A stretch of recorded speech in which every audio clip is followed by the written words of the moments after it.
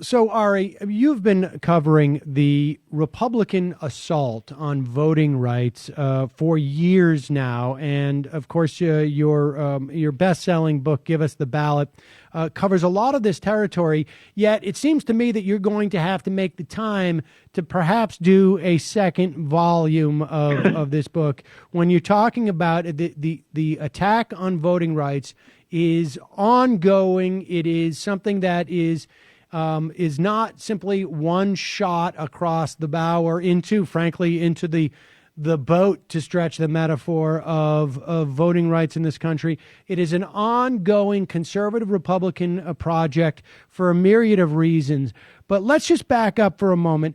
The biggest things that the Republicans have done in curtailing voting rights over the past, let's say, 7, 8 years has been a combination of, well, I guess a couple of things. One, redistricting, and two, an attack on the Voting Rights Act. Without getting into the case that took place this week and the implications of it, talk about redistricting, then briefly tell me about the Voting Rights Act, because we have to see this as basically an umbrella policy of disenfranchising people. Yeah, so there's been an attempt to both limit representation, as you mentioned earlier, and then to make it harder for certain communities to be able to vote. What happened first in the redistricting process was that, particularly in the South, many, many states were resegregated through the redistricting process after 2010. And so what happened is you had a small number of Democrats representing heavily minority seats, and then you had a large number of Republicans representing heavily white seats, and that's how they were able to pick up so many seats following the 2010 redistricting process. And then you saw, following the 2010 election, a wave of new voting restrictions introduced. So 180 new voting restrictions introduced in 41 states from 2011 to 2012, and half the states in the country passing new voting restrictions. And then in 2013, the Supreme Court, based on a conservative challenge, gutted the Voting Rights Act. So that's the situation we're in today, and now we're seeing the aftershocks from the redistricting moves, and then the aftershocks from both of these new laws that were passed and the gutting of the Voting Rights Act.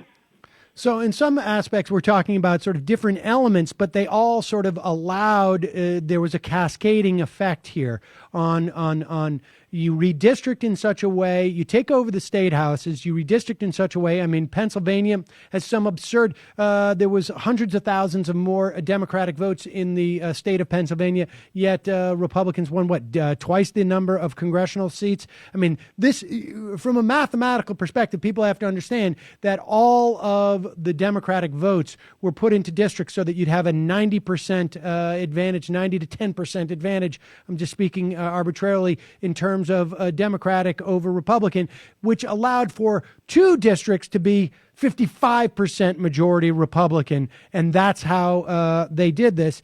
That, in turn, then allowed states to impose these draconian voter restriction laws. And then the Supreme Court does their job by preventing the sort of the checks and balances on those type of excesses by gutting, in many respects, the federal government's ability to redress it. So here we are now. We have this problem. We have a fairly active Department of Justice, but the tools that they have is being limited. Is that right? Yeah, that is right. I mean, there's only so much they can do. Given the law that they're working with, that under the Voting Rights Act, it's harder to sue states for discriminatory voting measures. Before, those states with the longest histories of voting discrimination, they had to actually submit their voting changes to the federal government to make sure they weren't discriminatory. They no longer have to do that. So now the Justice Department, instead of being able to review all of these cases and all of these laws before they take into effect, they now have to sue based on the worst laws that are out there. So they've sued against new voting restrictions in Texas and North Carolina, but they've had to be fairly cautious, both because these cases are tough to win under the existing parts of the Voting Rights Act, but they're also just very concerned that one of these cases is going to go back before the Supreme Court, and the Supreme Court is then going to further gut the Voting Rights Act. So we remain in a very unsettled state when it comes to voting rights.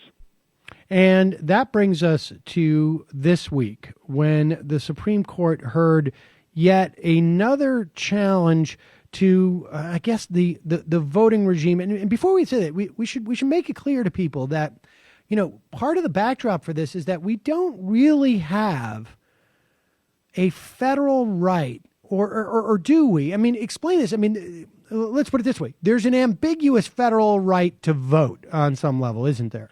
Yeah, I mean, I don't think it's actually that ambiguous. I mean, I don't think that we have a fundamental right to vote. We don't have anything in the Constitution that says you can't make it harder to vote unless you have a very good reason to do so. I mean, obviously it would be phrased in loftier, more constitutional terms, but we have a lot of things that you can't do.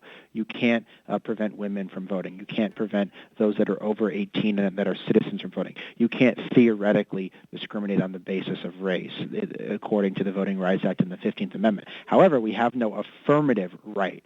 We have no fundamental constitutional right.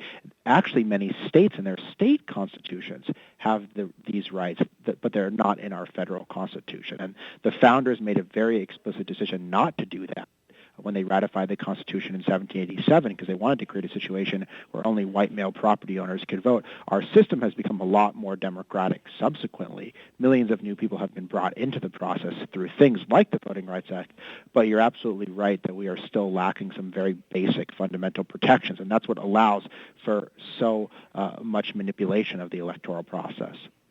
And lastly, I mean, before we get into this case that we see this week, has there ever been attempts to, what kind of federal attempts have we seen, both sort of, I guess, on a constitutional level, if there's ever been a concerted attempt to enshrine that right in our Constitution via an amendment, or have we seen federal attempts to sort of shore up that right? Well, it's interesting. I mean, when the Voting Rights Act was being discussed in early 1965, there were proposals to create a constitutional amendment to ban voting discrimination. So it wouldn't have been a fundamental right. It would be banning voting discrimination.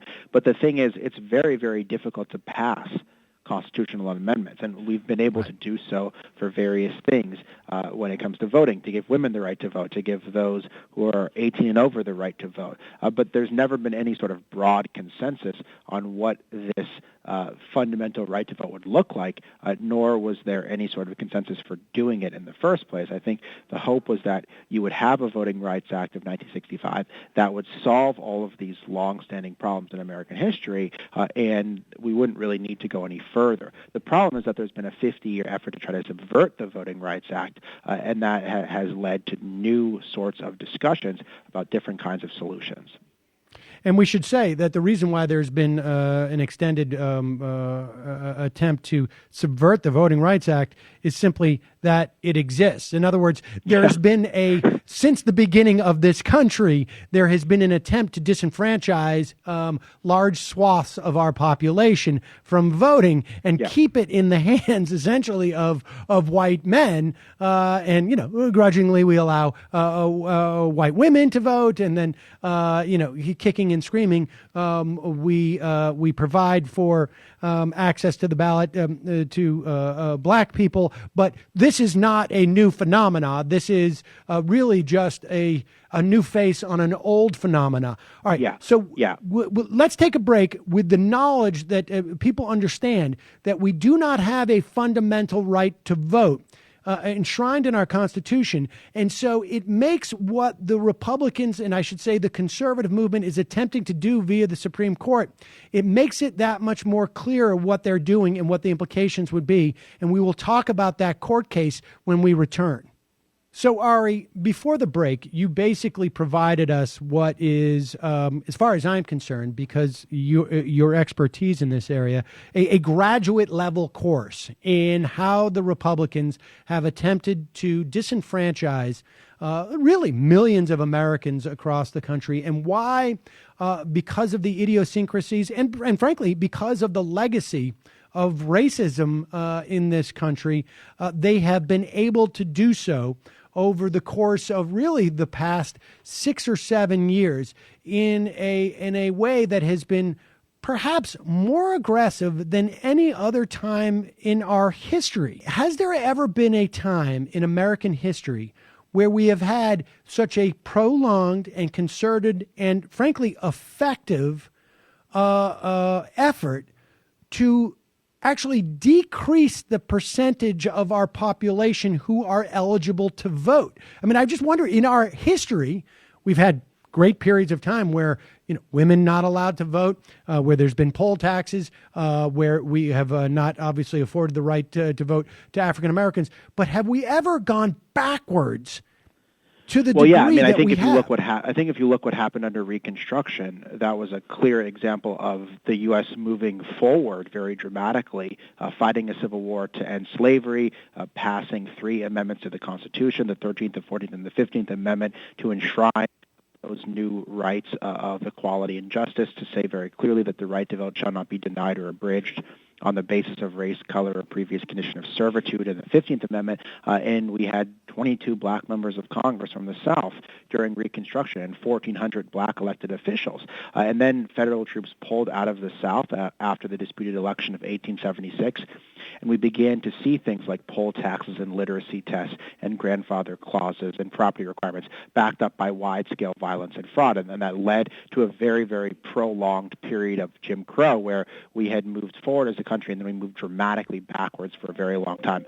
I see the current situation that we're in as a more mild version of that time, where we saw a lot of success in terms of not just the election of the first African-American president in 2008, but the electorate that turned out for him. And then what happened after that was there was an attempt to try to prevent those people from participating, to make the electorate older, whiter, and more conservative, as opposed to younger, more progressive, and more diverse.